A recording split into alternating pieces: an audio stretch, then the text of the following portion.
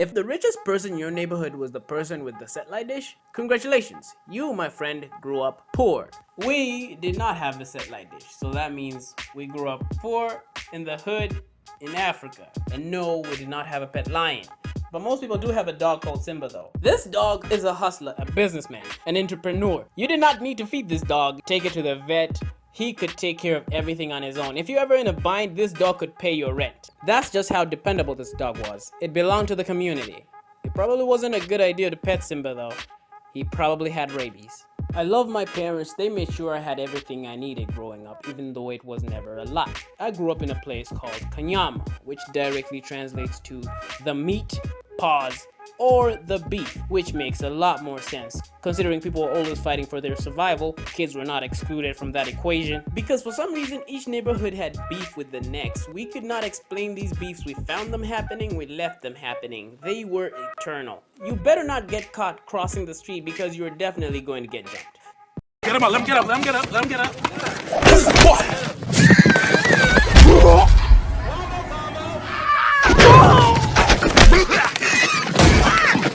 Fight back! Fight back! Fight back!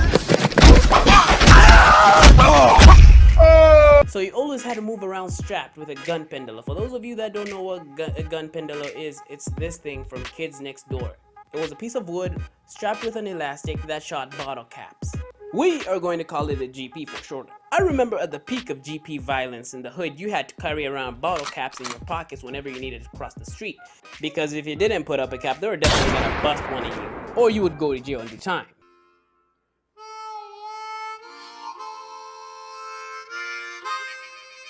If no caps were paid, war would break out between the neighborhoods. And hands will be thrown. It would be like the Great Ninja War out here.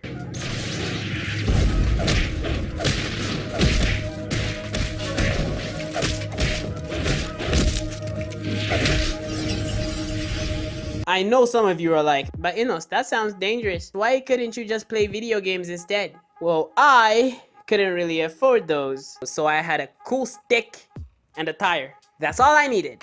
I was so happy when I got my first tire. I was the coolest guy on the playground. Technically, we didn't have a playground, but I was the coolest kid around the unfinished house. Oh yeah, I was so cool.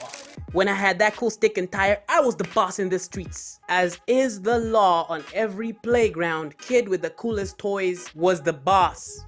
Anyway, moving on. Most people see jokes about Africa and laugh. I see jokes about Africa, I relate. Little Daliso here has to walk a long distance just to get water. Oh, he's just like me for real. We used to get our water from two places. We got our bathing water from the well, and we got our drinking water from the local pump. But my God, the lines to get drinking water was long as hell, boy. It was as if the whole lot of Africa decided to get their water from one place. And the line would take forever to move.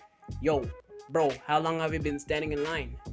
30 years. I miss my daughter's bath. Because these lines were so long, it means there was a lot of different people. From hood dudes to crazy dudes, everyone was there. There was a lot of drama and gossip. And I lived for the gossip. It was one of the main reasons why I liked to go fetch water. The gossip was so sweet. It always sucked when the person with the juice had to leave because I did not know who Mrs. Banda was and why her husband was leaving her. All I wanted to know was what happened next. Why was her husband leaving her? She was such a nice woman. I hope they're still together though. I need answers. The worst people no one liked were the guys with the drums. They wanted to be different so bad, those things took forever to fill up and were just frustrating to push around. We had a drum. And people would always be lying just so they can get ahead of you in line. Even say stuff like, I'm old, I got a kid, I left beans on the stove. And I would always say, no, I'm joking. I had a tire to keep me busy, so. Whee! Worst thing that could happen to you was the water getting cut off when it was your turn. Now you have to wait until the afternoon just to get water. When all that was done, we didn't really have a TV that worked at home, so my experience was different. This is actually where my love for movies came from. While most of the world had IMAX, we had video.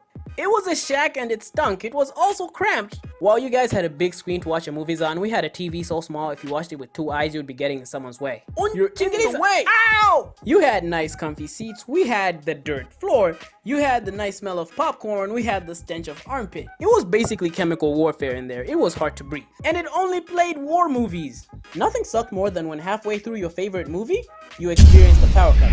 That, my friends, is called load shedding. It really didn't affect me much because for a good part of my life we lived in a house without electricity. While everybody else was living in the 21st century, I was in the Stone Age. No one knew when the electricity would be back, so we killed time by playing hide and seek. And I'm telling you this right now, nothing is harder than playing hide and seek with a group of kids that all look like under the bed. It was hard to find anyone. I would just go home every time I was it.